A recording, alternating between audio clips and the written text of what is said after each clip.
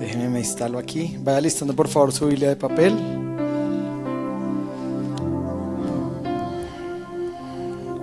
La Biblia de papel, el resaltador. Recuerde que escuchar de la palabra de Dios y no tener dónde escribir es como exprimir un jugo de naranja y no tener un recipiente donde retener ese jugo, ¿verdad?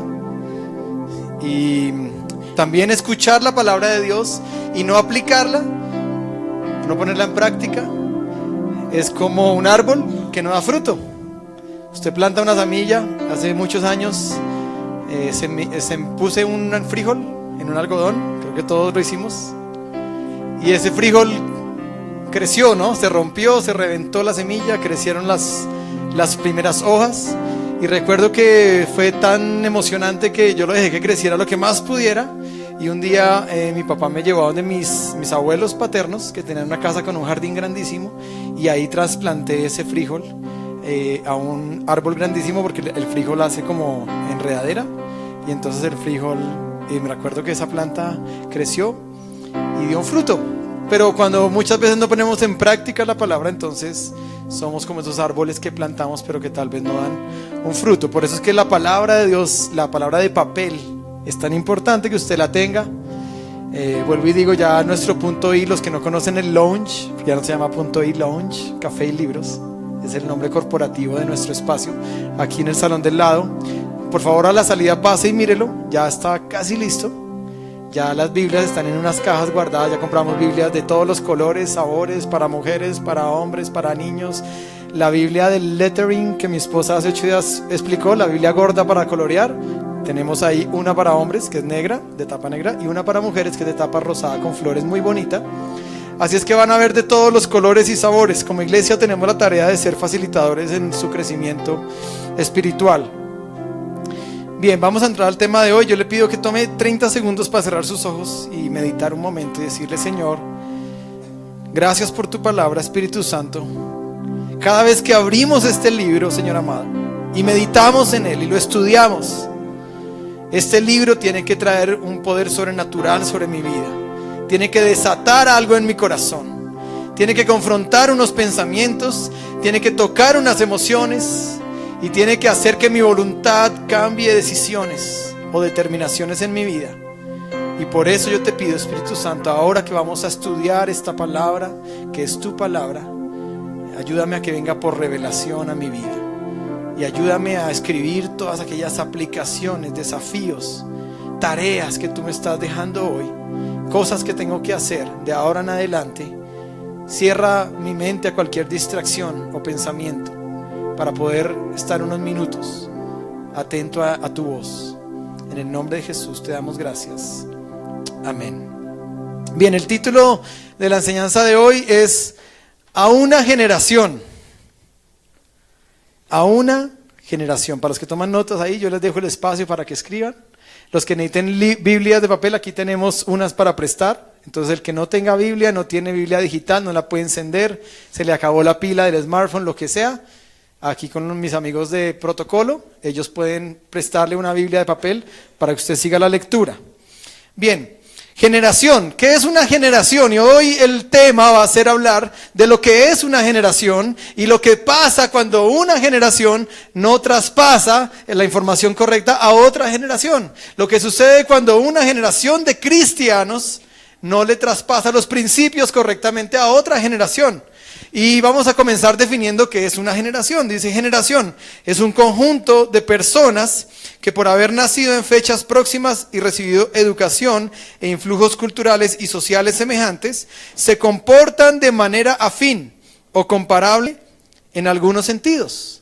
Eso es una generación. Y hay dos frases que voy a poner ahí en la pantalla y tienen que ver con el título, por eso le puse A una generación. El arzobispo Carey en 1999 escribió esto, dijo: la iglesia siempre está a una generación de extinguirse, de acabarse, de morirse. Está a una generación, y por eso el título de la prédica es A una generación. Y también Peter Bradley dice: ¿cuánto tiempo lleva a perder una generación? Y la respuesta es: solo una generación. Así es que hoy el llamado que Dios nos va a hacer y el desafío que tenemos hoy con la palabra, lo que vamos a meditar, es la importancia que hay de traspasar correctamente el discipulado a las otras generaciones. ¿Por qué? Porque si no, la iglesia siempre va a estar a una generación de extinguirse. Así de sencillo. Bien, ¿cuál es la justificación para esas afirmaciones? Los niños que hoy, piensen los que son papás, los que no son papás, piensen en los niños. Los niños menores de 10 años que hoy están en la iglesia y que no están siendo discipulados correctamente y no están siendo mentoreados por sus papás tampoco correctamente, son niños que cuando llegan a la adolescencia, a los 12 años, el niño ya empieza a tener su criterio, su pensamiento, y él empieza a filosofar y empieza a decir, ya no creo esto, y se van de la iglesia. ¿Y sabe qué pasa cuando un adolescente se va de la iglesia? Comenzamos a perder una generación. ¿Y qué pasa si se pierde una generación? Según el arzobispo Carey, se extingue la iglesia, porque la iglesia somos nosotros. ¿Y qué es lo que pasa? Porque el adolescente llega y se vuelve adulto, pero ya creció sin los principios bíblicos o quiso abandonarlos, pero cuando se casa y tiene su esposa y tiene sus hijos, ya no le va a enseñar a esos hijos nada de Dios. Y entonces esos hijos van a crecer lejos de la palabra de Dios, de los principios de Dios, y la iglesia perdió su objetivo, su norte, se extingue. Y hoy quiero invitarte a que pienses, a veces los mensajes que damos es hablando de nuestra generación. Y entonces uno le dice, tienes que ganar tu generación. Y eso está bien, hasta un punto. Pero yo quiero que hoy usted trascienda más allá. Porque si usted no traspasa a las otras generaciones, entonces la iglesia, ¿qué le va a pasar? Se extingue. Es decir, no tengo que ganar mi generación. Bueno, tengo que ganarla. Pero tengo que siempre pensar y proyectarme hacia adelante. ¿Por qué? Porque yo puedo ganar mis vecinos de mi misma edad, de 40, jovenazos. ¿Cierto? Y ahorita se lo voy a mostrar bíblicamente, que eran jóvenes. Pero era un joven de 40. Pero si yo me gano a mis vecinos de 40 y les gano para el Señor y les comparto la palabra y ellos son salvos y creen en Dios. Pero ¿qué pasa cuando todos los que somos de 40 hoy van a morir? Que si no se levantó después otra generación, mi trabajo fue medianamente infructuoso. Porque hasta ahí llegó. Entonces hay que pensar siempre es más hacia adelante. Y para esto voy a tomarme unos minutos, como 8 minutos más o menos, para explicar lo que los sociólogos han organizado de las generaciones hoy. Y vamos a comenzar con los baby boomers. Los baby boomers, y gracias a Manuel que está acá, que me habló esta semana en un almuerzo, me habló de esa palabra y yo no tenía ni idea que era un baby boomer. Para mí, según Andrés López en la pelota de letras, eran los de la AW, pero después me di cuenta que la AW también se llaman los baby boomers. Y de hecho hay otras generaciones, hay la generación silenciosa que son anteriores a estos, pero yo decidí comenzar de acá. Son todos los nacidos entre 1946 y 1960. ¿Y por qué se les llama boomers? Porque después de la Segunda Guerra Mundial las tasas de natalidad se dispararon, hubo muchos bebés en el mundo, sobre todo en Estados Unidos, y dice que entonces hubo un boom de bebés, y por eso se llaman los baby boomers. Los presidentes hoy de nuestras naciones son baby boomers, los grandes líderes. Ellos creen en un espíritu libre y su mayor aporte fue la expansión individual, los derechos civiles, la causa feminista y otros. Y para ellos la familia es altamente valorada. ¿Cuántos baby boomers hay hoy acá? Sin pena. Muy bien, Hugo, gracias. Siguiente generación, la generación X. Y son todos los nacidos entre 1961 y 1984. Es lo que Andrés López llama la generación de la guayaba, del bocadillo. Los del combo, como dicen los parceros, los del parche, ¿cierto? Con los que jugamos 8 huecos en la cuadra y cuadro y pinchis, ¿verdad? Esa es mi generación, así es que la conozco perfectamente. ¿Por qué se les dice X? Porque es una incógnita en matemáticas. Y la primera vez que le pusieron eso fue un sociólogo que encontró eso y puso X, es una incógnita. Era una generación en ese momento difícil de explicar, era complicado y podían ser cualquier cosa. Ellos se esfuerzan por ser alguien en la vida. Usted se da cuenta que los baby boomers, o los papás de nosotros, que son algunos incluso más viejitos que los baby boomers, ellos dijeron, mijo, yo a usted lo que le voy a dejar es una buena, para que usted sea... Eso, muy bien. Hoy tengo apoyo del público. Son los grandes impulsores de la tecnología. Ojo con esto, el ocio significa salir y encontrarse con personas de carne y hueso, porque voy a hablar de otras generaciones, al aire libre. Cuando uno quiere hacer algo dice, vámonos al Pina a comer, a tomar un cafecito, vámonos a Chía, no sé dónde, camine a la Calera, camine al parque de la esquina. Ese es el plan de ocio de una generación X. Vamos a ver qué otras generaciones ya eso les parece como complicado. Fueron los últimos en usar pelo largo. ¿Cuántos aquí se dejaron el pelo largo? Eso, el pelito largo, bien arregladito. En mi colegio estaba prohibido el pelo largo, entonces lo que yo hacía es que yo me ponía una cantidad de gel, me hacía aquí bien la base, bien rapadito, y me pegaba todo el pelo hacia atrás, y entonces la profesora no veía, pero cuando se me caía el gel, obviamente me quedaba por acá. Uno podría ver a un generación X diciéndole, muéstrame tu cédula. ¿Cómo es la foto de la cédula de un generación X? Mechudito así, ¿cierto? Bueno, mi cédula es mechudito. Todavía prefieren ir a elegir discos físicos que descargarlos online. El de la generación X como que no cree mucho, ¿no? Eso de pronto me roban la plata y eso la tarjeta de crédito no pasa la transacción, eso yo mejor voy a la disquera. Y bueno, los que son músicos acá también hay una explicación lógica, y como viví con 15 años con los músicos, Alex, por ejemplo, él sí le gusta el disco físico, también es generación X, es de misma edad, pero es porque él dice, el sonido es diferente porque en MP3 le bajan el peso a los archivos para que pase más rápido, entonces le bajan, lo comprimen y bueno, eso es una explicación ahí un poco de música, pero cuando usted va a importar un CD en iTunes, los que lo hacen mucho los jóvenes hoy, iTunes le pregunta, ¿quiere bajarlo en AAC o en MP3? Y muchos jóvenes dicen, AAC, ¿qué es eso? No, MP3. Y AAC es un sonido más bonito que el MP3, pero queda más pesada la canción, pesa mucho. Muy bien. No creen mucho en Dios o la religión y ponen las amistades antes que la familia. ¿Cuántos de la generación X hay? Eso, muy bien, la X. Ahora vamos con la siguiente generación Y. La generación Y son los millennials. Y es importante que usted, si no sabía eso de los millennials, hoy lo aprenda. Hay una serie en televisión que se llama Millennials. Y esa generación son todos los nacidos entre 1985 y 1994. O sea, mi esposa, ¿cierto? Tú eres 86. 85. Está en el límite. Entonces, no, la guayaba va hasta el 85. Muy bien. Es la generación del por qué. Usted le dice a uno de esa generación algo, haga el tiempo con Dios con los 7 pasos. Lo primero que dicen es, ¿y por qué? Explíquemelo. Necesito entenderlo. Si no lo entiendo, no lo hago. Argumentemelo. Y también es la generación Peter Pan. ¿Qué es la generación Peter Pan? Dice que es la tendencia de demorar el paso a la vida adulta, y algunos sociólogos dicen que es una respuesta a ciertos errores que cometieron sus padres. Entonces la generación Y vio que sus papás cometieron muchos errores, les fue como mal en el matrimonio, algunos se divorciaron, bueno, de todo. Entonces los de la generación Y, los millennials, dicen, yo mejor me voy a casar por allá a los 35, 40. ¿Por qué? Ahí está la explicación, la generación Peter Pan. Y tienen una tendencia a vivir con los padres por periodos más largos que las anteriores generaciones. Bombriles, sí señor. Porque usted se da cuenta que antiguamente un muchacho ya tenía 18 o 20, ya el muchacho estaba pensando con mi carrera y me voy ya.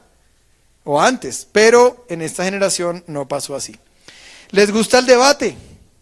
O sea, a los millennials les gusta, vamos a hacer un foro de debate para aceptar la propuesta que la iglesia nos está haciendo para aceptar el TCD como el mecanismo para medir la vida devocional. Aquí pasa un poco eso a veces. Le dan alta importancia a los estudios de pregrado y de posgrado.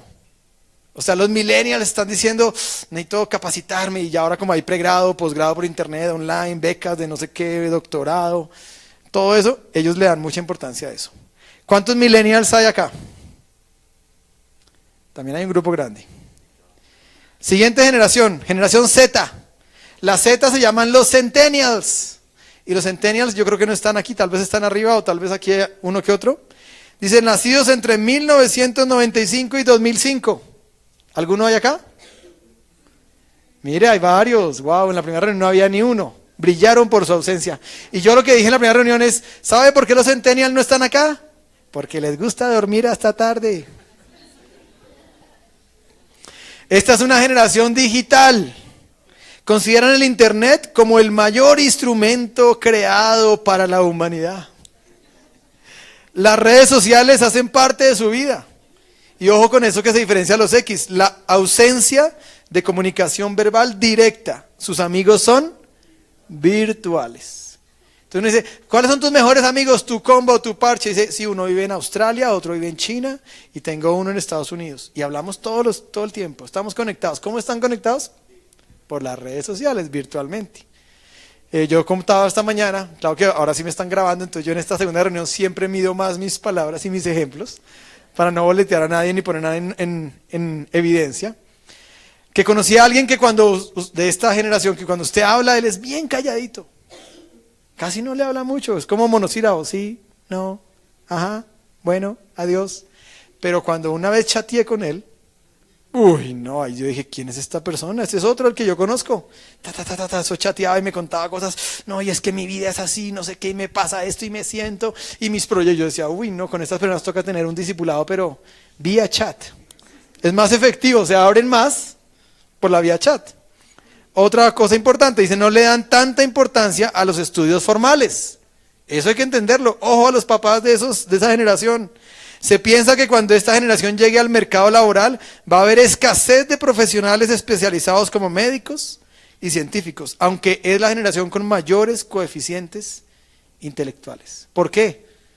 Por el internet, por el acceso que tienen a todo eso. En mi época un trabajo del colegio era irme el sábado bien madrugadito a la biblioteca Luis Ángel Arango a buscar el único libro que había del profesor que dejó el bendito trabajo de historia de Colombia, para ver cómo hacía yo, sacaba fotocopias, transcribía con la máquina de mecanografía.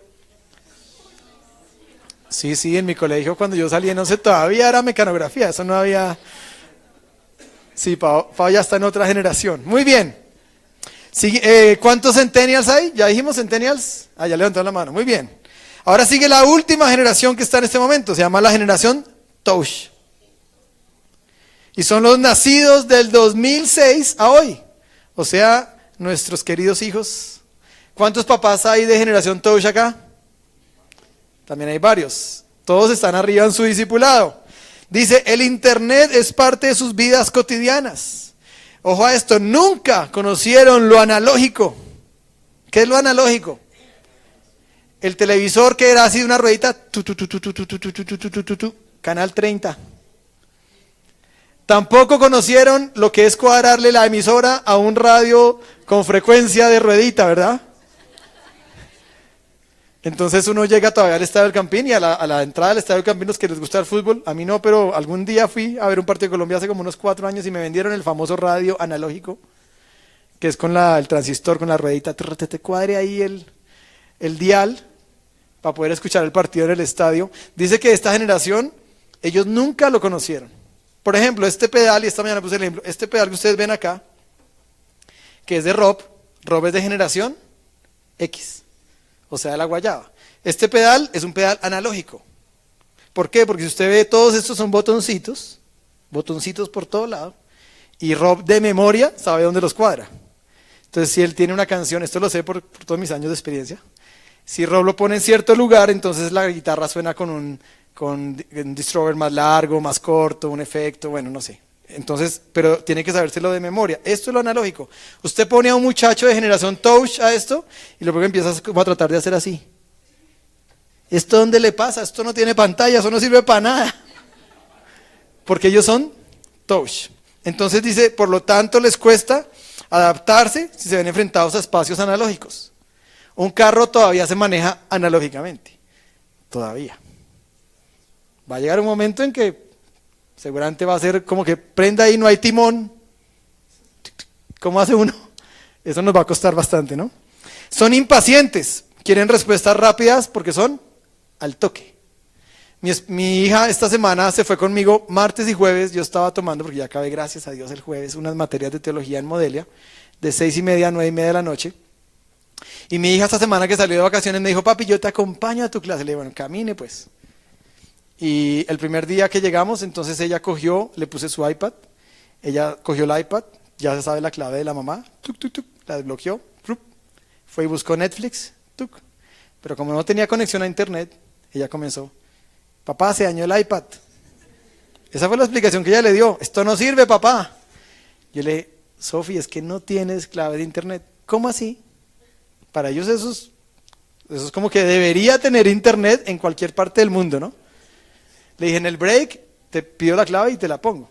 Ella no entendió, después entendió y ya quedó ahí conectada, enchufada, pero ellos son impacientes. Ellos no son de los que fueron creados de que, papá, a las 8 comienza el programa para que esperemos y lo veamos. Porque ¿saben ellos cómo ven televisión? Smart TV, Netflix, en tiempo real, escogen el programa que quieren, a la hora que quieren y lo ven, punto final. En cambio uno era con la revista, la cartelera. A ver qué película irán a dar mañana sábado en la tarde. Busque la revista. Y donde esa revista se perdiera, ay Dios mío, queda uno más perdido. Bueno, se sienten perdidos cuando tienen que realizar tareas cotidianas sin conexión a internet, ya lo dije. Son un reto gigante para los educadores. Ojo aquí a los que son maestros, yo también me incluyo ahí. Que muchas veces no viven en la era de la tecnología como ellos. Dice la revista Semana, la revista de enero, que tiene varios artículos muy interesantes de estos temas. Usted puede leer cuanto quiera. Yo gasté muchas horas leyendo y viendo videos. Dice que los que están en esta generación van a ser los típicos que el profesor está aquí enseñando y ellos están allá con sus iPads, consultando todo lo que el profesor está diciendo, están ahí en Google. Simón Bolívar, y el profesor apenas está comenzando, Simón Bolívar era, y ellos ya dicen, es un señor que nació en 1900, 1800 o lo que sea. ¿Por qué? Porque tienen información en tiempo real. Entonces, educar a un niño así va a tener sus desafíos. Muy bien, ¿todo esto para qué? ¿Todo esto para qué? Vamos a ir a la palabra para entender cómo vamos a hacer para que nuestras generaciones estén garantizadas. Y vamos a utilizar el Pentateuco. ¿Saben qué es el Pentateuco, no? Los primeros 5 libros de la Biblia, Génesis, Éxodo, Levíticos, Números y Deuteronomio. Y vamos a enfocarnos en la historia de Moisés, para explicar esto, Moisés y Josué.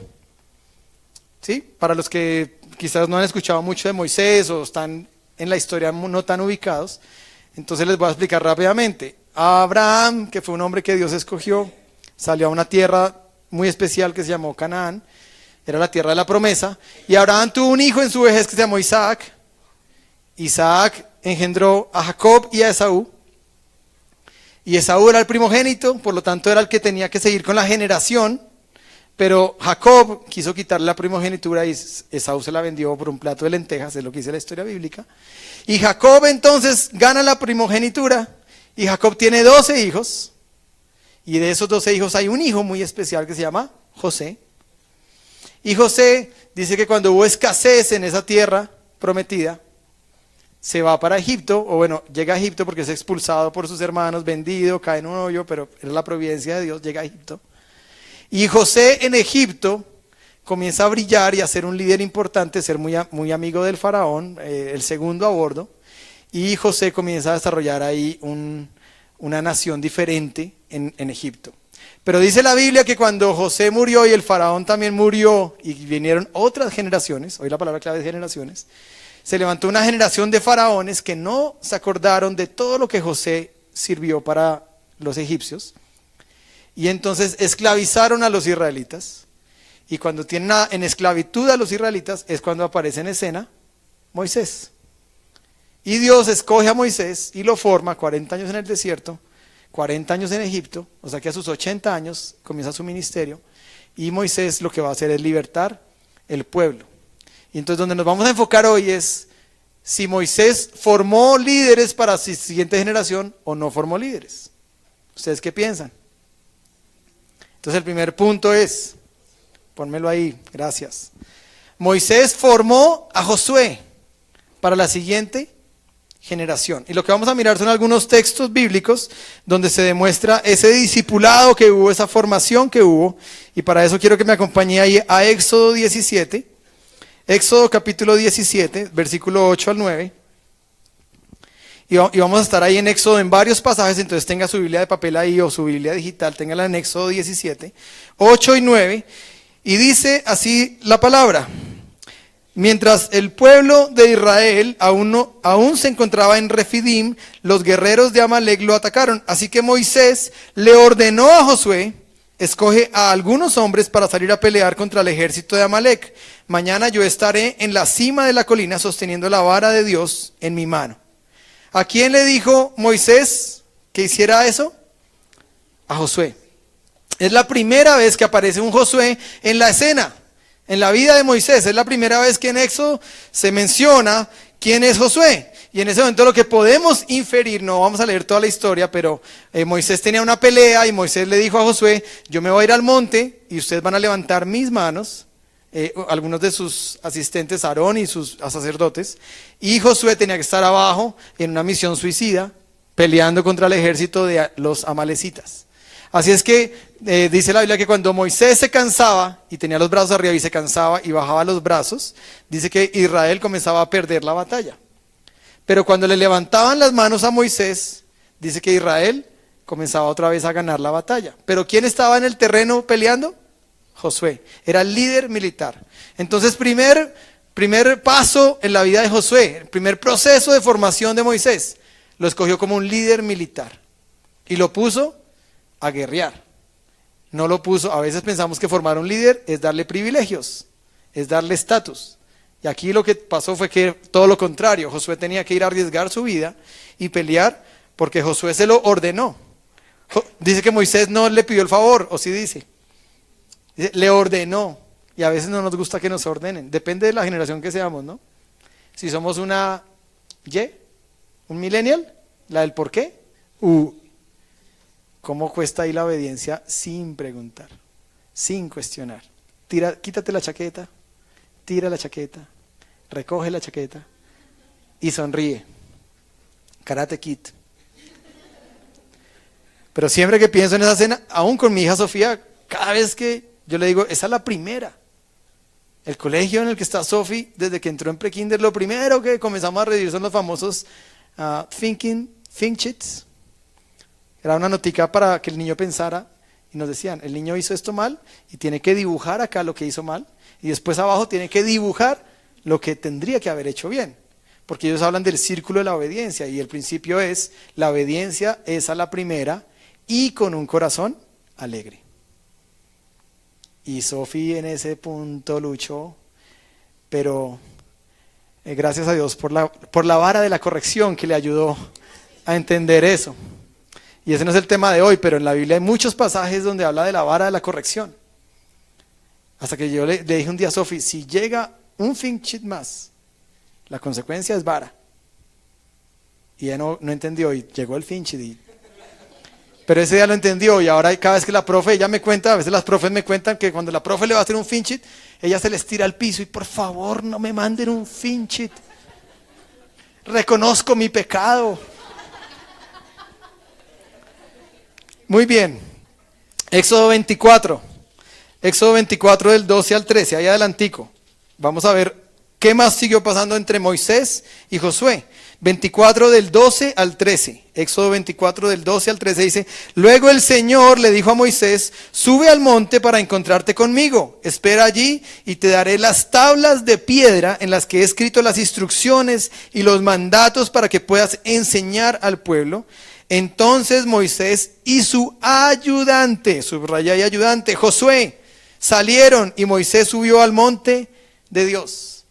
No sé si usted tenía presente que cuando Dios le dio las tablas de los mandamientos a Moisés, Moisés no estaba solo. ¿Con quién estaba Moisés? ¿Y qué categórico le dan a Josué ahí? Que era entonces del líder político, como que pasó la misión, vencieron ese día contra los amalecitas, pero Moisés comenzó a darse cuenta que él tenía un buen corazón y entonces lo llamó ahora su ayudante. Y un ayudante pues es alguien que carga la maleta. Así de sencillo. Mis primeros años como manager no fueron como usted se los imagina. Mis primeros años como manager, esa palabra suena así toda grande y como lujosa, eran un ayudante. Y yo recuerdo muchos momentos en Venezuela, sobre todo, que es el país que más recorrimos por cielo y tierra, por mar, ferry, de todo. Cruzamos el Orinoco varias veces en lancha con todos los equipos en una lanchita ahí a Puerto Ayacucho, de Puerto Carreño a Puerto Ayacucho y todas esas zonas. Y yo recuerdo que la palabra manager yo siempre la veía como tan grande porque yo andaba era más en sudadera de negro, cargando guitarras, cargando cosas, llevando para un lado, ponga allá. Ese fue un primer oficio. Siempre que pensamos en este pasaje, no sé si usted sabe cuántas noches duró Moisés en el monte esperando que llegaran los mandamientos. ¿Sabe cuántas noches? La Biblia lo dice, 40 noches. O sea que Moisés tuvo 40 noches con Josué para hacer ahí un discipulado. Y yo imagino todos los días diciéndole, ¿será que hoy sí ya? ¿Será que ya el Señor hoy escribe esos mandamientos? 40 días y 40 noches estaban los dos solos, dice ahí que lo acompañó como su ayudante. Éxodo 33:11. Éxodo 33:11 es otro pasaje que está ahí adelantico. Y dice Éxodo 33:11, dentro de la carpa de reunión, o sea en el tabernáculo, el Señor hablaba con Moisés cara a cara, como cuando alguien habla con un amigo. Después Moisés regresaba al campamento, mientras que su asistente, el joven Josué, hijo de Nun, permanecía en la carpa de reunión. Entonces ahí ya no hablamos de que es un líder político, ni que es un ayudante. Ahora la palabra nos da otro significado. ¿Cuál es? Su asistente. Su asistente, ¿no? Y ahí es donde dice, yo investigué porque como decía, el joven Josué, yo dije, bueno, la Biblia dice que es un joven. ¿Cuántos años habrá tenido Josué cuando escribió ese pasaje? 40 años, dicen los historiadores. Y yo me sentí feliz. El joven José Luis. Un jovenazo de 41. Así es que dice que Moisés, como era su asistente, y ojo a esto, cuando uno ya es un asistente de alguien, el líder ya empieza a dejar unas responsabilidades más complicadas. Ya no es su ayudante el que me carga las maletas. Y yo pienso en mi proceso, vuelvo y digo, mis 15 años con Alex fueron muy parecidos. Porque después de que ya yo cargaba y de todo, la guitarra de él, que ya a veces le contaba acá de cómo era la experiencia de cargar la guitarra en mi espalda, en los aeropuertos, en los buses, en cuanto fuéramos. Después uno se vuelve el asistente. Y un asistente ya tiene un rango un poquito mayor. Ya el asistente podía tomar determinaciones, porque aquí dice que Moisés se iba del tabernáculo y quien quedaba en la puerta encargado, ¿quién era? Josué. Entonces ya tenía más responsabilidades. Y por último vamos a ir a Números 13. Números.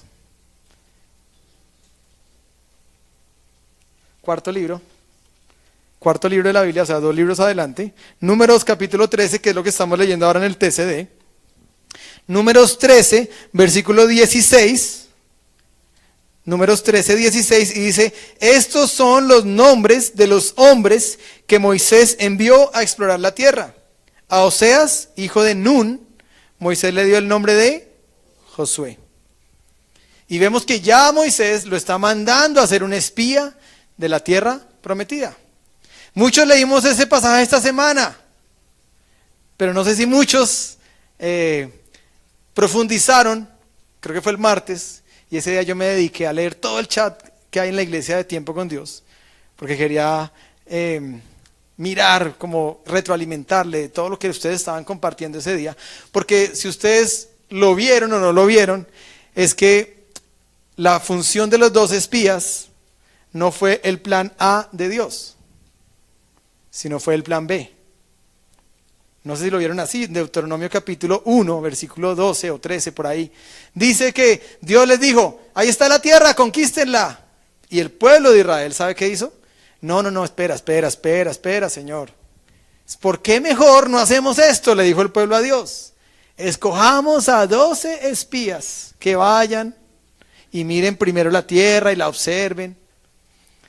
Y yo sé que muchos a veces escribieron, Dios me dice hoy que primero debo ir y observar la tierra. Pero ese fue el plan B de Dios. El plan A es que cuando Dios te dice, haz algo, hazlo, porque la palabra se va a cumplir. Pero aquí lo que quiero resaltar es el proceso de discipulado que tuvo Moisés con Josué. Vamos a pasar al segundo punto. Josué no formó un líder para la siguiente generación. El peor error que un líder puede cometer es no formar a nadie que garantice un legado. Es el peor error. Y usted puede estar diciendo, pero yo como no soy un líder, entonces esa responsabilidad es para el pastor o para el cuerpo de líderes. Bueno, John Maxwell dice que uno es líder, que todo el mundo es líder. Y él lo fundamenta así. Cuando una mamá está en su casa, ¿es líder o no es líder con sus hijos? Total. Y entonces dice, bueno, yo no soy mamá todavía, pero tengo un perro. Bueno, ¿usted es un líder con el perro? Total. Si el perrito no come en todo el día, ¿de quién es culpa? Si usted no le enseña al perrito a hacer sus necesidades, ¿de quién es culpa? Josué no formó líderes para la siguiente generación. Y lo que vamos a hacer ahora es comparar cómo lo sabemos. Entonces vamos a comparar cómo termina la vida de Moisés y cómo termina la vida de Josué. Y ahí vamos a inferir una conclusión. La conclusión es que Moisés sí formó a Josué, pero Josué no formó a nadie. ¿Y cómo nos vamos a dar cuenta? En la forma en que cada uno terminó su vida. Cuando llegaron a sus últimos días, cuando Dios les dijo, bueno Moisés, se te acabó el tiempo ya. Es hora de que rindas cuentas de lo que hiciste y de lo que no hiciste. Y lo mismo cuando se lo dice a Josué. Números capítulo 27, allá adelante en Números. Capítulo 27. En Números capítulo 27, del 12 al 20, son los últimos días de Moisés. Y dice así, cierto día el Señor le dijo a Moisés, sube a una de las montañas al oriente del río y contempla la tierra que le he dado al pueblo de Israel. Después de verla, al igual que tu hermano Aarón, morirás. Pues los dos se rebelaron contra mis instrucciones en el desierto de Sin. Cuando los israelitas se rebelaron, ustedes no les demostraron mi santidad junto a las aguas. Estas son las aguas de Meribá en Cades, en el desierto de Sin. Entonces Moisés le dijo al Señor, y ahí está la palabra clave, oh Señor, tú eres el Dios que da aliento a todas las criaturas. Por favor, nombra a un nuevo hombre como líder de la comunidad. Dales a alguien que los guíe donde quiera que vayan y que los conduzca en batalla para que la comunidad del Señor no ande como ovejas. Muchas de nuestras generaciones hoy, ¿cómo andan? Como ovejas sin pastor. El Señor le respondió, toma a Josué, hijo de Nun, en quien está el Espíritu, y pon tus manos sobre él. Preséntalo al sacerdote Eleazar ante toda la comunidad y públicamente encárgale que dirija al pueblo. Entrégale de tu autoridad para que toda la comunidad de Israel lo obedezca. Entonces, ¿cómo termina la vida Moisés? Moisés ya sabe que se va a morir, pero dice, Señor, por favor, levanta un líder. Ahora la pregunta es, ¿Dios sacó a Josué como saca un mago un conejo de su sombrero? Dios dijo, Tin Marín de doping, güey, Josué. ¿Por qué Dios escogió a Josué? Porque Dios vio o conocía todo el proceso que Josué había hecho con Moisés, que había sido un líder político, que había sido su ayudante, que después había sido su asistente, que había sido su espía, y aparte que había sido su espía, que lo leemos hoy o ayer, es que aparte que fue un espía, fue el único al lado de Caleb que les dijo al pueblo, conquistemos la tierra. No, que son gigantes, que nos van a matar, no importa, Dios está con nosotros. Así es que Dios vio eso en Josué. Pero ¿cómo termina Josué su vida? Y ahí vamos a hacer el paralelo. Entonces Jueces 1:1. Jueces también está allá adelantico. Es como el séptimo libro de la Biblia. Jueces capítulo 1. Jueces capítulo 1 versículo 1. Jueces 1:1 dice, después de la muerte de Josué, los israelitas le preguntaron al Señor, ¿cuál de las tribus debe ser la primera en atacar a los cananeos? ¿Y por qué preguntaron? Porque no sabían quién era el líder. Y dice que después de la muerte de Josué. Y Jueces 2, del 6 al 12. Jueces 2, del 6 al 12. Dice, después que Josué despidió al pueblo, cada una de las tribus salió para tomar posesión del territorio que se le había asignado. Los israelitas sirvieron al Señor todo el tiempo que vivieron Josué y los líderes que lo sobrevivieron, aquellos que habían visto todas las grandes cosas que el Señor había hecho por Israel. Entonces Josué, hijo de Nun y siervo del Señor, murió a los 110 años de edad. Lo enterraron en Timnat Será, tierra que se le había asignado en la zona montañosa de Efraín al norte del monte Gaas. Y ojo a este versículo. Después de que murieron todos los de esa generación, creció otra que no conocía al Señor, ni recordaba las cosas poderosas que él había hecho por Israel. ¿Y qué pasó con esa generación? Entonces, como no hubo formación, vamos a seguir ahí con el versículo 11 y 12, dice, los israelitas hicieron lo malo a los ojos del Señor y sirvieron a las imágenes de Baal. Abandonaron al Señor, Dios de sus antepasados, quien los había sacado de Egipto. Siguieron y rindieron culto a otros dioses, los dioses de los pueblos vecinos, y así provocaron el enojo del Señor. Y ahí inferimos el principio del que hoy estamos hablando. Josué no formó líderes para la siguiente generación. Y cuando murieron todos los mismos de la edad de Josué, todos los que sí habían visto esos milagros impresionantes, habían visto las murallas de Jericó caerse, habían visto el río Jordán abrirse en dos para que el pueblo cruzara sobre tierra seca, y había visto que Josué hizo uno de los milagros más impresionantes que hay en la Biblia, y dice que cuando estaba en una batalla, Josué puso su mano hacia el cielo y le ordenó al sol que se detuviera, y dice que el sol se detuvo por 2 días. Cosas de ese estilo. Entonces dice que la otra generación no conoció esos milagros y ni los recordó. Y ahí es un verbo importante. ¿Por qué no los recordó? Porque sus papás no se los contaron. ¿Quién falló? La generación de Josué falló. La historia termina muy triste, porque a partir de los jueces, dice ahí más adelante, que Dios comenzó a levantar jueces para que le ayudara al pueblo a recordar esos principios de Dios. Y la época de los jueces dura 300 años, y lo triste es cómo termina el libro de Jueces, que es capítulo 21, versículo 25. Vaya por favor allá. Jueces 21, 25. Y así termina los 300 años después de la generación de Josué. Mire lo que dice. En esos días, Israel no tenía rey, y cada uno hacía lo que le parecía correcto según su propio criterio. Conclusión: si no se forman líderes para la siguiente generación, ¿la iglesia qué le va a pasar? Se extingue. Así de sencillo, se lo estoy demostrando bíblicamente, y estoy trayendo un texto de 4000 años atrás y lo estoy tratando de traer a algo contemporáneo hoy. Pero es así de simple. Tercer punto, y entramos a la parte final. Los primeros mentores de una generación. ¿Quiénes son los primeros mentores de una generación? Así es que por los próximos 8 minutos le voy a hablar a todos los que hoy son papás, y también le voy a hablar a todos los que son papás en potencia. O sea, a todo el mundo. Porque los primeros mentores, y ojo con eso, muchas veces nos damos cuenta que uno de papá es tan fresco que uno le dice, cuando uno tiene a su hijo en un colegio cristiano, uno le dice allá, enséñenle a mi hijo. O vienen a la iglesia, oiga, pero es que en mi iglesia no le enseñan a mi hijo. ¿Y sabe qué pasa? ¿De quién es la responsabilidad?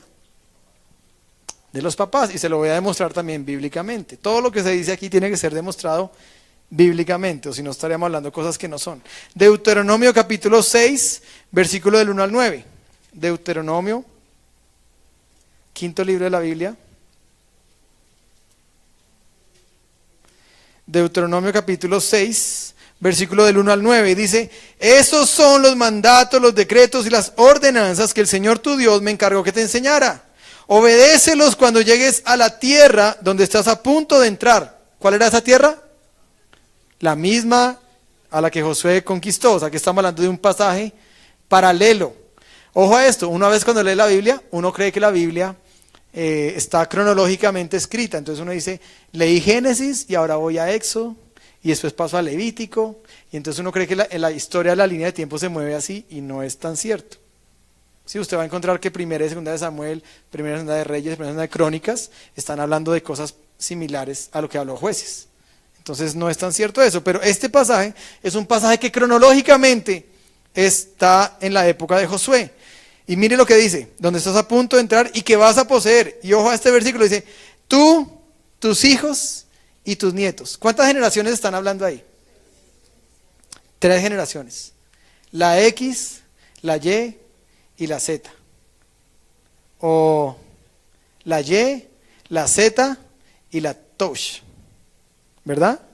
Si obedeces todos los decretos y los mandatos del Señor, disfrutarás de una larga vida. Escucha con atención, pueblo de Israel, y asegúrate de obedecer. Entonces todo te saldrá bien y tendrás muchos hijos en la tierra donde fluyen la leche y la miel, tal como el Señor, Dios de tus antepasados, te lo prometió. Escucha, Israel, el Señor es nuestro Dios, solamente el Señor. Ama al Señor tu Dios con todo tu corazón, con toda tu alma y con todas tus fuerzas. Ese es un pasaje que Jesucristo lo dijo en Mateo capítulo 22, cuando le preguntaron, Señor, ¿cuál es la ley? Y él dijo, la ley, toda la ley se resume en una cosa, o en 2 cosas. Primera, ama al Señor tu Dios con todo tu corazón, con toda tu alma y con todas tus fuerzas. ¿Qué tenemos que enseñarle a las demás generaciones? Eso. Que amen a Dios con todo su corazón, que sean apasionados por Cristo, con toda su fuerza y con toda su mente. Y dice, debes comprometerte con todo tu ser a cumplir cada uno de estos mandatos que hoy te entrego.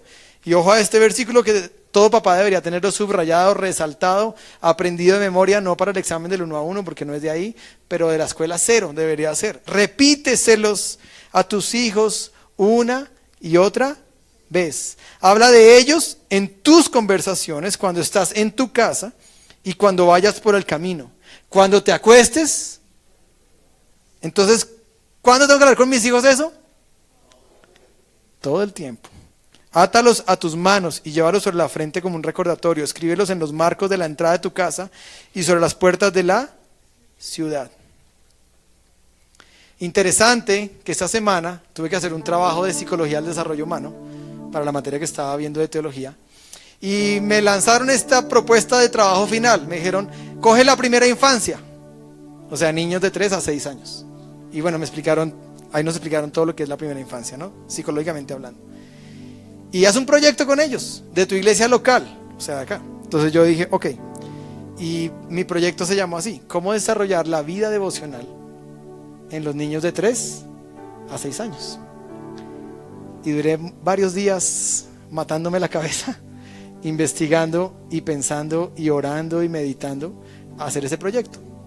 Yo tenía que proponer un material, o sea, construir un material y construir una metodología. Las 2 cosas.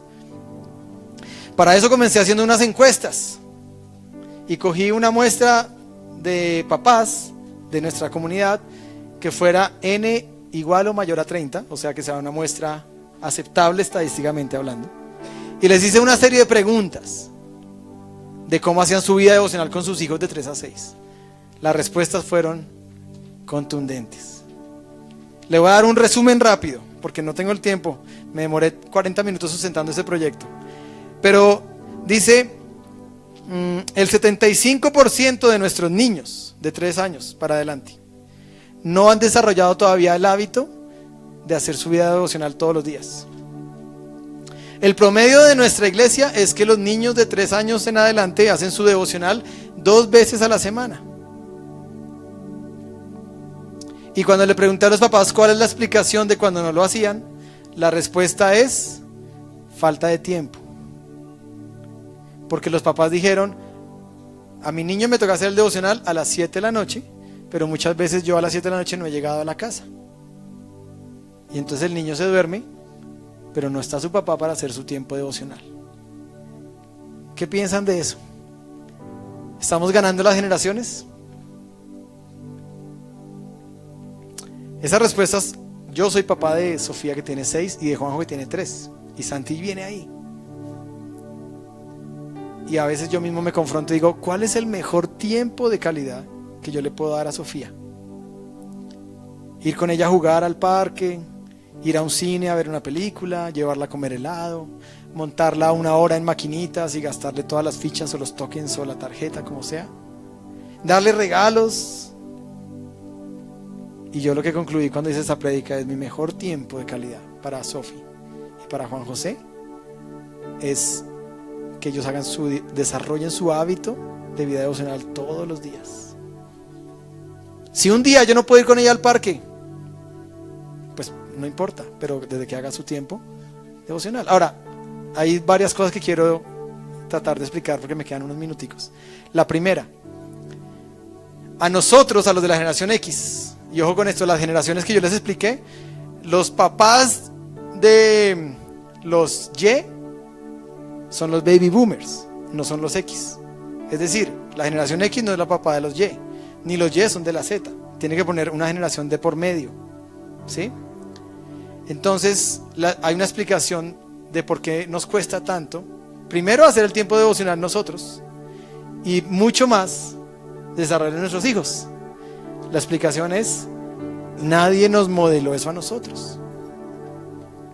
Nuestros papás nunca nos enseñaron eso. O muy pocos podrían decir: sí, mi papá conmigo todos los días sagradamente, los 7 días, él se sentaba y usaba una metodología coherente a mi edad. Me hablaba con dibujos, con gráficas, hacíamos plastilina de la Biblia o quién sabe qué, me estoy imaginando cosas. La respuesta es que eso no pasa. Entonces, ¿por qué nos cuesta tanto? Por eso. ¿Qué tenemos que hacer? La prédica anterior se llamó romper el molde. Cambiar el chip. Desprogramar nuestra mente. Porque si no vamos a perder a nuestras generaciones. Así de sencillo. Estos días yo hablaba con alguien y me decía: en tal país el cristianismo está como en el 60 o 70%. Y yo le decía: sí, pero el índice de corrupción está igual. ¿Qué explicación le da uno a esos índices? Que la iglesia no está haciendo nada de lo que tiene que hacer. Venimos el domingo, levantamos las manos, cantamos, pero afuera en el mundo no estamos siendo relevantes. Y con nuestros hijos mucho menos. Y de verdad, esto es un llamado, primero para nosotros como papás. Yo con mi esposa hice la metodología, hice el material, propuse toda una serie de cosas. Le dije al pastor César Paz: dedícame unos minutos esta semana y te lo presento. Y si quieres le damos vía libre, si te parece. Porque es entender que un niño, ahora los que hacen con yejo, ¿no? Esa fue otra pregunta de la encuesta. ¿Con qué material lo hace? El 75% de nuestra iglesia dijo que con yejo. Yo no tengo nada en contra de yejo, pero yejo es un material para un niño como de 10 años. Un niño de 3 a 6 años, mi hija lo hace con yejo, pero a los 5 minutos está fuera. Yo le pregunté a los papás: ¿cuánto tiempo hace su devocional? El promedio fue 28 minutos. El promedio. Mucho tiempo. Mucho tiempo. Cuando uno mira la psicología de un niño dura concentrado máximo 15 minutos. Máximo. Y eso haciéndole una cantidad de cosas. Un niño de 3 a 6. Entonces yo le hice otra pregunta en la encuesta: cuando hace el devocional con su hijo está conectado todo el tiempo. Y la gran mayoría dijo: no, se sale como 3 veces de la concentración. O sea, me toca: hey, estamos acá, que mira, que estamos viendo aquí. Entonces, ¿cuál es el desafío de la iglesia hoy? Levantar líderes, pero de la siguiente generación. Por eso te dije desde el principio: Moisés formó a Josué, pero Josué no formó a nadie. ¿Cuál fue el resultado de esa fórmula matemática? Que las generaciones se perdieron. La iglesia está a una generación de extinguirse. Y eso es un tema que, si esa muestra que hicimos dio ese resultado, imagínense, yo puedo decir, esta iglesia es una iglesia que trabaja mucho proceso. Cuando yo fui a presentar ese trabajo, habían como de 6 iglesias del Nazareno en otra ciudad, en otras partes de Bogotá. Y muchas iglesias apenas están empezando a desarrollar un proceso. Y ellos dijeron: uy, no, ¿y usted cómo hace para saber todo eso? ¿Y cómo lo hizo? Entonces uno dice: si nosotros estamos medianamente cerca de hacer un proceso devocional, ¿qué se puede esperar de la iglesia en general? Muchas iglesias que son de miles, donde los papás no tienen acceso a un material, ni a una metodología, ni a un mentoreo, ni a un discipulado, ni a nada.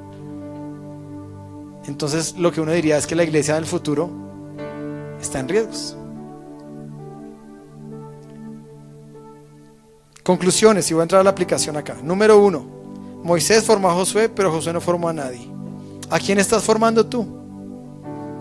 ¿Quién te sigue? Eso es liderazgo. Sí, yo soy líder, pero aquí, atrás ¿quién tiene? No tengo a nadie. Entonces dice John Maxwell también, el que dice eso solo está dando un gran paseo. Alguien te tiene que seguir. ¿Dónde vas a encontrar tus discípulos? ¿Sabe dónde? Afuera. Muchos decimos, ay pastor, ¿cuándo me asignan discípulos? Y con el pastor hemos hablado, no podemos asignar discípulos. ¿Sabe qué toca hacer? Toca ganar discípulos, toca salir y ganarlos. Pero toca entender las generaciones. Segundo, la única forma de amar a Dios con todo el corazón, con toda el alma y con todas las fuerzas es a través de Cristo. Y este es un llamado para todo aquel que hoy no ha aceptado a Cristo en su corazón y que está acá. Si usted se cree muy bueno, tengo que decirle que la única forma de ser bueno es a través de Cristo. La única forma de presentarse ante Dios y que Dios te dé un chulito en tu lista es a través de Cristo. Si tú mueres hoy sin Cristo, tu futuro es muy triste. Tercero, los primeros mentores de las siguientes generaciones somos los padres. Tenemos que aplicar lo que dice Deuteronomio 6:7, que lo leímos, y darle la prioridad al tiempo que pasamos con nuestros hijos, buscando juntos la presencia de Dios. Un llamado a cuidar esas generaciones que Dios puso en nuestras manos. Uno dice, qué líder tan tremendo que tiene discípulos grandes. Sí, sus hijos están perdidos.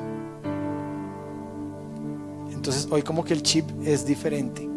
El mensaje que yo quiero hoy tratar de dejar a la iglesia es: pensemos no en mi propia generación, que sí la tenemos que ganar, pero pensemos es en la siguiente generación y formemos líderes. Formemos líderes. Quiero que cierres ahí tus ojos por un instante y te pongas en pie. Señor, yo te doy gracias por tu palabra.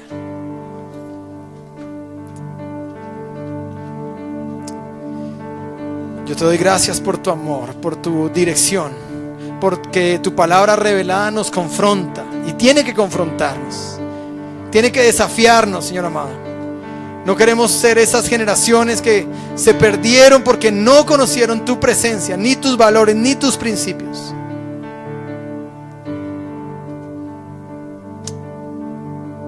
Señor, yo te pido que nos ayudes a entender este concepto de formar las generaciones. También te pido que hoy traigas salvación a aquella persona que lo necesita y lo requiere urgentemente.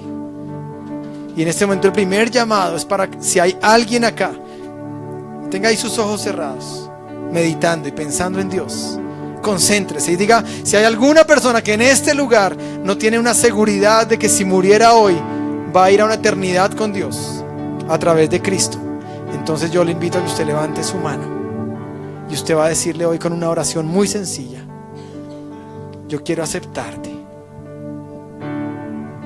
No importa si su generación hasta hoy ha sido una historia, pero Dios puede también intervenir en esa historia y cambiar su generación, sus generaciones. Sus hijos y los hijos de sus hijos pueden tener un futuro mejor, un futuro con Dios, con propósito. Pero depende hoy de esa decisión. Si hay alguien, yo quiero que levante su mano, que quiera hoy decirle: Señor Jesús, yo te acepto como mi Señor y Salvador. Y lo voy a invitar a que repita conmigo esta oración. Señor Jesús, hoy reconozco que he sido pecador y que en mis fuerzas no voy a llegar a ti, no lo voy a lograr. Y te pido que perdones mis pecados, mis faltas, mis equivocaciones. Y Jesús, hoy te recibo en mi corazón. Entra a mi vida, transforma mi mente, mis emociones, mi voluntad. Transforma todo mi ser. Y por favor, desde hoy, Señor, escribe mi nombre en el libro de la vida. Que el día que ese libro se abra y llame esa lista, ahí esté mi nombre. no por mérito propio, sino por la obra de Cristo en mi vida. En el nombre de Jesús. Amén. Y voy a hacer un segundo llamado muy rápido. Todos los que son papás, esta mañana lo hicimos y fue impresionante lo que Dios hizo. Todos los que son papás, yo voy a invitarles a que usted pase aquí al frente. Todos los que son papás, aún los que están pensando quizás tener hijos en los próximos meses, o que están incluso anhelando ya tener un hijo, un bebé, yo voy a invitarle a que usted pase aquí al frente.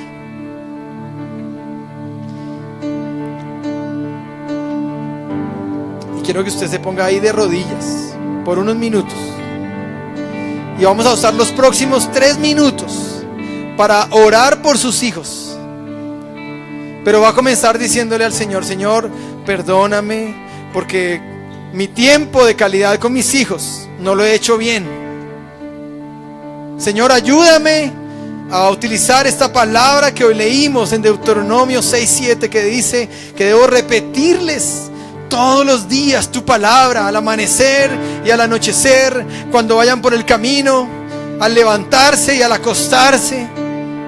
Señor, perdóname porque quizás he perdido la visión correcta de hacer el tiempo devocional con ellos, y aún en mi propia vida. Señor, pero yo te pido hoy por tu misericordia, que desde hoy me ayudes a levantar una generación diferente. Te pido por mis hijos, y en este momento comience a orar por sus hijos con nombre y apellido, y diga: Señor, te pido por Sofía, por Juan José, por Santiago. Ore con nombre propio y dígale: Señor, te pido por sus corazones, por sus proyectos. Aún si tiene un hijo que está alejado de los caminos de Dios, un hijo que quizás hoy, si muriera, usted sabe que va a ir a condenación eterna, clame por ese hijo y diga con nombre propio: Señor, te pido por este hijo. Señor, si quizás yo no fui ese mentor espiritual para él en su edad pequeña, cuando tenía 3, 4, 5 años, 6 años, quizás yo lo dejé llegar a la adolescencia, y el fruto de lo que estamos viendo hoy, Señor, es eso. Señor, yo te pido que me ayudes. Hoy clamo por tu misericordia, hoy clamo por tu ayuda, hoy clamo por tu gracia preveniente sobre mis hijos, sobre mis generaciones. Yo te pido no solamente por mis hijos, y ahora tome un instante para orar por los hijos de sus hijos, y ore por sus nietos y diga: Señor, yo te clamo por los nietos que van a venir a este mundo, si es tu voluntad y bajo tu propósito. Señor, por favor, cambia las generaciones de mi familia, que quizás han venido generaciones lejos de ti, lejos de tu presencia, lejos de tu propósito. Pero yo hoy clamo por estas generaciones, que a partir de mí, de mis hijos y de los hijos de mis hijos, sean generaciones diferentes, sean generaciones que te amen, sean generaciones que proclamen tu verdad a los 4 vientos. Úsalos, amado Dios, en su generación. Si son de la generación Touch, o son de la generación Centennials o Millennials, o de la generación que estén, amado Dios, utilízalos, que sean influenciadores en su generación. Y ayúdame como papá para enseñarles cómo hacerlo, amado Dios. Dame las herramientas, dame los métodos.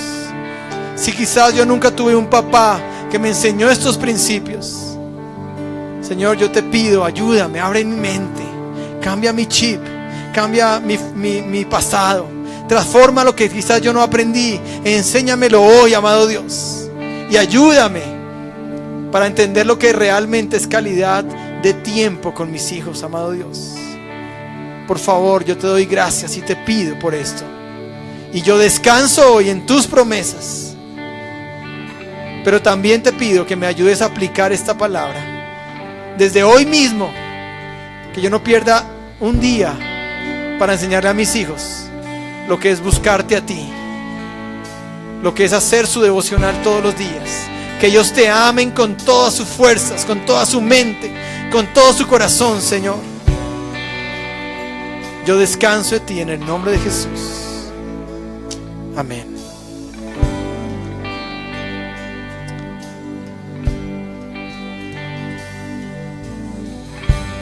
Que tu poder descienda, venga tu reino,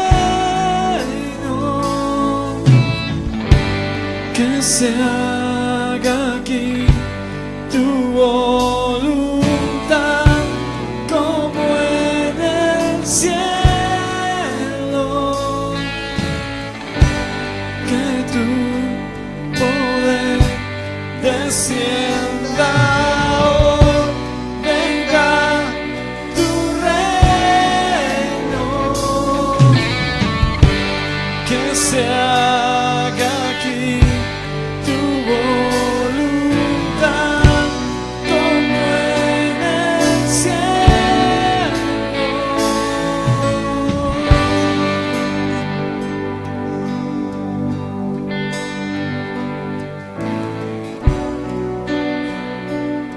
Quiero cerrar. Si hay alguna petición, alguna necesidad, si alguien necesita, que está enfermo, vamos a orar por alguien que esté enfermo o que esté en un problema, que necesite una salida esta semana. Y si hay alguien que está enfermo y quiere pasar aquí adelante, vamos a pedir a los líderes que pasen y oren por usted, por su salud. María del Pilar Borraes estuvo esta semana muy enferma. Estaba el domingo pasado yendo al hospital a hacerse un chequeo y le encontraron una bacteria, un tema complicado. Creo que ya salió, está en su casa. Pero son cosas que pasan cada semana y como iglesia nos tenemos que doler. Si eso no nos duele, estamos mal como iglesia. Tenemos que sentir el dolor ajeno de nuestra iglesia. Somos una familia. Y si hay alguien que hoy necesite que oren por usted, por una necesidad financiera, por una solución financiera que quizás esta semana tiene que salir una respuesta, o por un tema laboral, que usted está buscando empleo y dice, he pasado hojas de vida pero nada sale. Bueno, para eso está la iglesia, para orar por su necesidad. Y si también está enfermo, también. Así que si hay alguien que quiera oración hoy, yo voy a invitarte a que pases aquí al frente y vamos a orar. ¿Hay alguien que quiera hoy orar por una necesidad especial?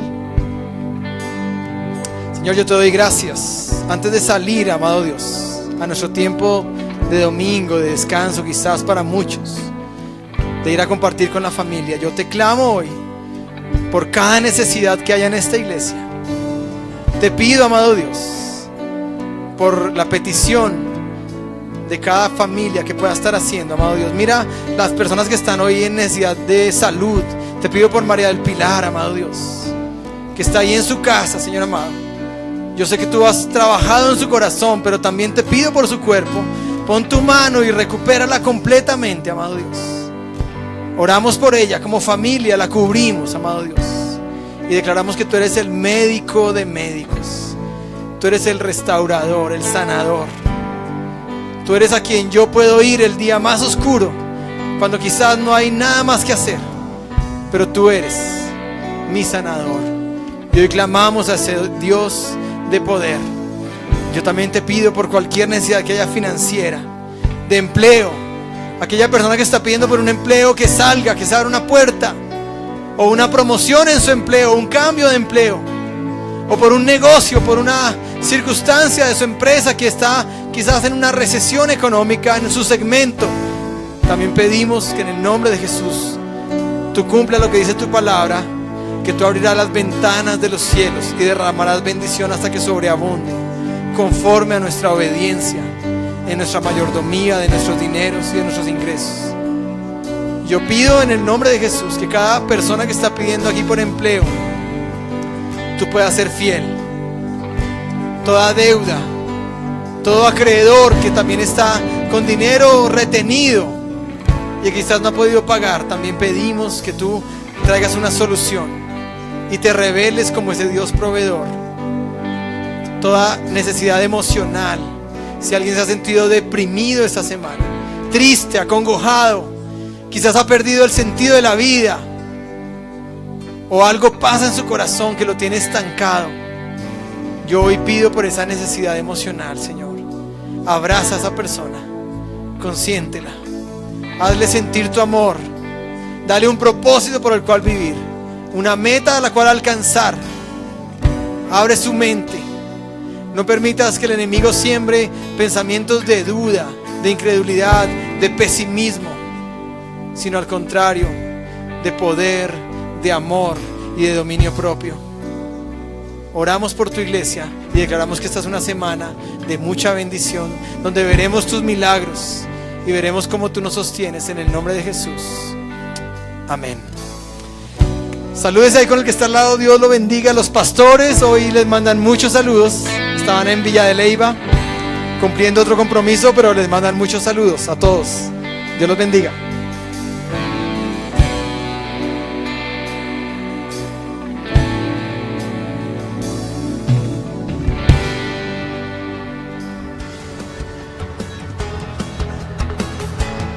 Estamos agradecidos con Dios por tu compañía.